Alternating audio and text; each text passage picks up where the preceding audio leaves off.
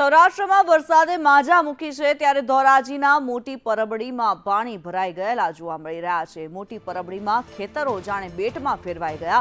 મોટી પરબડી અને આસપાસના વિસ્તારોમાં વરસાદ જોવા મળ્યો। રાજકોટ જિલ્લાનું ધોરાજી અને તેનું મોટી પરબડી ગામ જ્યાં ધોધમાર વરસાદ વરસી રહ્યો છે ત્યારે ખેતરો બેટમાં ફેરવાઈ ગયા। ધોધમાર વરસાદ વરસવાને કારણે આ વરસાદ જે છે તેને કારણે ખેતરો જાણે બેટમાં ફેરવાઈ ગયા હોય તેવા દ્રશ્યો સામે આવી રહ્યા છે। લોકોને ભારે હાલાકી પડી રહી છે।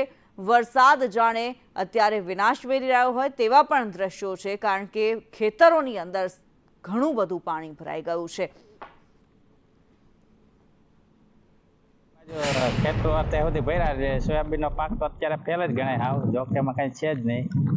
પાછો ફરીથી વાવવા રહ્યા ત્યારે પુષ્કળ વરસાદ એવડો હે અને કાલ સાંજથી વરસાદ એવડો ચાલુ થયો છે। અત્યારે બપોર સુધી ચાલુ જ છે। હજી ક્યારે રહ્યાનું કઈ નક્કી જ નથી। ખેતર તો અત્યાર સુધી પાણીના ભર્યા ગોઠણ પાણી ભર્યું છે। આમાં પાક કેવી નુકસાની મારે? પાક મારે સોયાબીન તો ફેલા, કપાસ છે એ બધે વાવેલ એ અત્યારે ફેલા છે, એ ડૂબી જ ગયો છે। ડોકાનો દેખાતા એટલે ફેલ જ ગણાય ને એ। વાવેતર કેટલા સમય પહેલા કરેલો? સોયાબીન હવે 5 દી થયા। 5 દિવસમાં નુકસાન એટલે એ પાછું જ વાવવું પડે હવે વરસાદ એટલે।